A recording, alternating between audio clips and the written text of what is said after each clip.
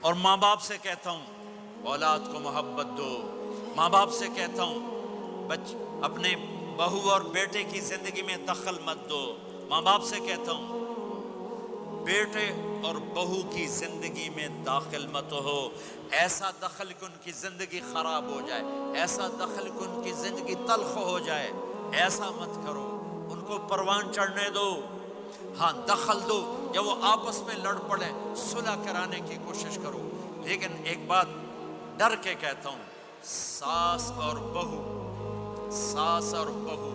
یہ ایک کھٹا رشتہ ہو گیا، یہ بہت خوبصورت رشتہ ہے، اگر جانے والی بہو اسے اپنی ماں بنا لے اور بیٹے کی ماں اسے اپنی بیٹی بنا لے، لیکن میرا معاشرہ الٹ ہے، کمیاں دیکھتے ہیں پھر کمیاں پکڑتے ہیں، پھر کمیاں اچھالتے ہیں، پھر گھروں میں آگ لگ جاتی ہے۔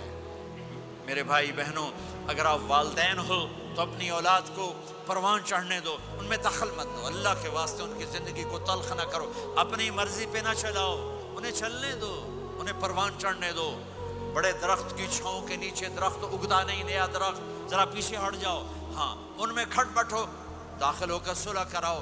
جیسے میرے نبی کا واقعہ ہے، آپ اپنی بیٹی کے گھر گئے، وہ اداس بیٹھی، آپ نے کہا کیا ہوا؟ کہا میرا اور علی کا جھگڑا ہو گیا۔ آپ نے کہا علی کدھر ہے؟ کہا باہر نکل گئے۔ آپ ان کو ڈھونڈنے نکلے، مسجد سے اٹھا کے لائے، گھر میں آئے اور فرش پر ایسے لیٹ گئے، زمین پر، ادھر علی کو لٹایا، ادھر فاطمہ کو لٹایا، علی کا ہاتھ پکڑ کے یہاں رکھا، فاطمہ کا ہاتھ پکڑ کے یہاں رکھا، اور اوپر فاطمہ کے ہاتھ کے اپنا ہاتھ رکھا، یہ علی کا ہاتھ، یہ فاطمہ کا ہاتھ اور یہ اپنا ہاتھ۔ پھر فرمایا بچوں بولو ہماری صلح ہو گئی، یہ ہے بڑوں کا کام، بولو ہماری صلح ہو گئی۔ تو دونوں نے کہا ہماری صلح ہو گئی، تو آپ باہر نکلے بڑے خوش۔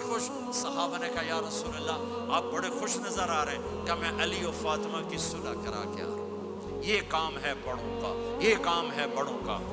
پھر ایک بات اور والدین سے کہتا ہوں، بچوں سے کہتا ہوں، ماں باپ کی پسند کو سامنے رکھ کے شادی کرو۔ لو میرج چند دن کا خواب ہوتا ہے، پھر لڑائی کے سوا کچھ نہیں ہوتا ہے۔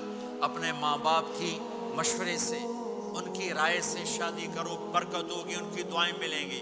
ماں باپ سے کہتا ہوں اولاد کی رعایت کرو، ان پر زبردستی مسلط اتھے ہی کرنی ہے اور نہیں کرنی، اتھے ہی کرنی،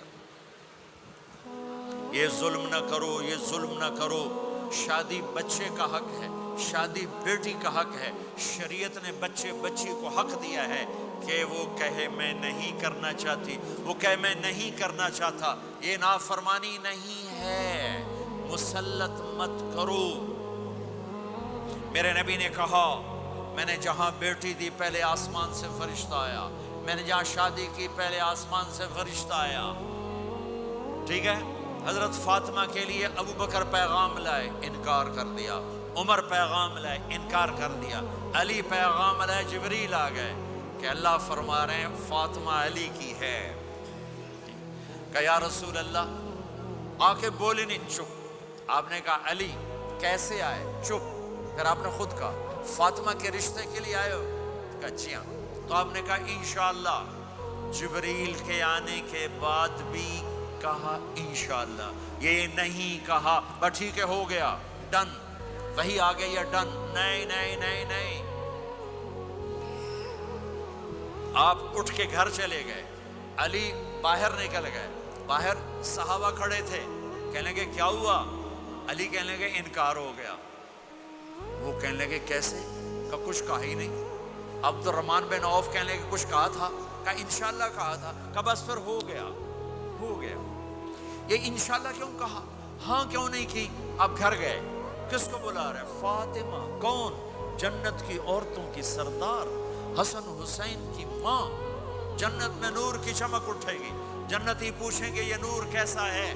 کہا جائے گا اوپر کی جنت میں علی و فاطمہ مسکرائے ہیں، ان کے داندوں کے نور سے جنت جگمگائی ہے۔ آپ نے کہا بیٹی فاطمہ علی کا رشتہ آیا ہے، ہاں کر دوں؟ اللہ اکبر، اللہ اکبر۔ کیا فاطمہ نے انکار کرنا تھا؟